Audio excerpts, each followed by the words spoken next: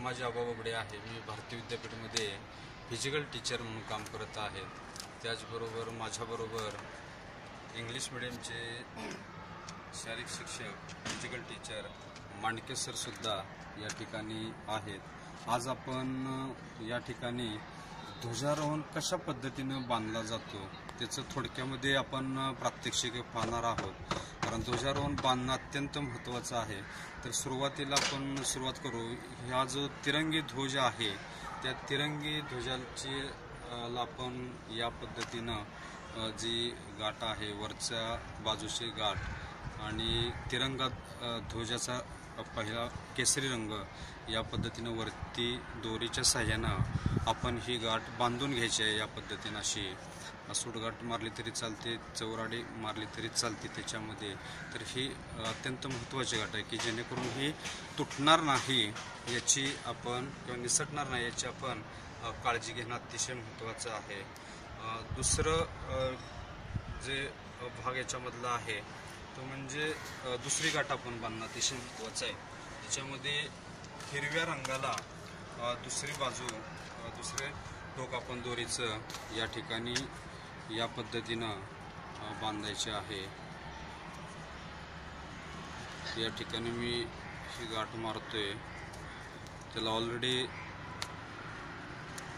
Note आहे, गाठ आहे, त्याच्यामध्ये हे आपण फिक्स करणार आहोत या पद्धतीनं की जेणेकरून ध्वजारोहण फडकवताना कुठल्याही प्रकारे आपल्याला गाठ निसटणार नाही याची आपण काळजी घ्यायची आहे. तर अशा पद्धतीनं हे आपण दोन गाठी या ठिकाणी मारून घेतलेल्या आहेत.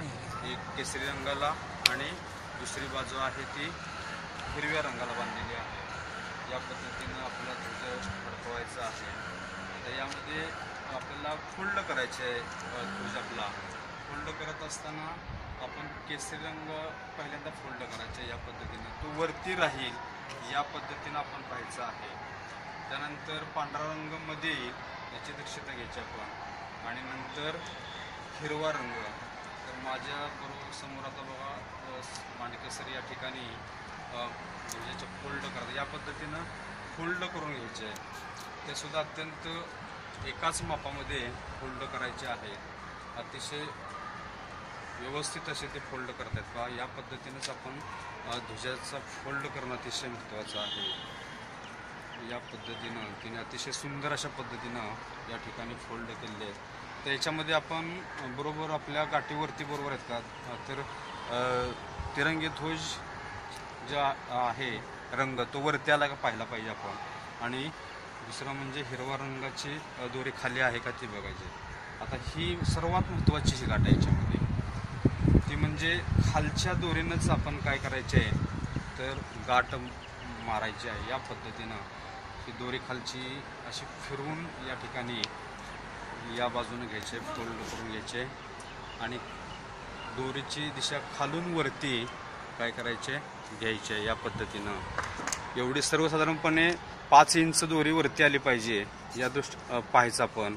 आणि मग आपण ही गाठ आहे ती या पद्धतीनं काय करायची आहे आवळून घ्यायची अशी पूर्णपणे म्हणजे की ध्वज आपला निसटणार नाही याची आपण काळजी घ्यायची आहे.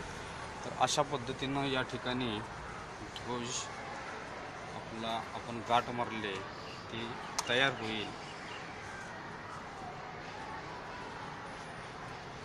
आता अजिबात कुठल्याही प्रकारे हलणार नाही ही गाठ याची आपण दक्षता पूर्णपणे घेतलेली आहे. आणि मग हळूहळू या ठिकाणी आपण केसरी रंगाची दोरी आहे ती काय करायची आहे वरती घ्यायची आणि हळूहळू त्या ठिकाणी ध्वज आपण वरती न्यायचा आहे.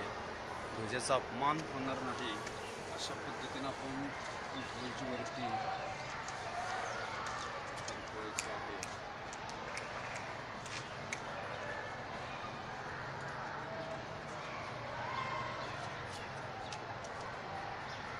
तर आपल्याला ध्वजारोहण करत असताना ह्या बाबी अत्यंत महत्त्वाच्या काळजीपूर्वक. कारण जर आपण ध्वजाच्या जर गाठी जर चुकलो तर आपल्याला दंड शिक्षा होऊ शकते आणि आपल्याला शिक्षा अशी आहे की आपण सस्पेंड होऊ शकतो. परंतु आपण देशाच्या दृष्टिकोनातून आपण जर विचार केला तर ध्वजाचा अपमान होणार नाही अशा पद्धतीनंच आपण या ठिकाणी ध्वजारोहण करणं अतिशय गरजेचं आहे. आपलं ध्वज उलटा होणार नाही याची आपण काळजी घेणं अतिशय महत्त्वाचं आहे. तर हे प्रात्यक्षिक आत्ता मांडके सर आणि मी यांनी केलेलं आहे. तर अशाच पद्धतीनं जर आपण ध्वज बांधला तर मला वाटते आपल्याकडून कुठल्याही प्रकारे चूक होणार नाही. आता ध्वजारोहण फडकवते बघा आम्ही, तर यामध्ये पूर्णपणे केसरी रंग हा वरतीच आला पाहिजे, निश्चितपणा वरतीच तो याच्यामध्ये राहते.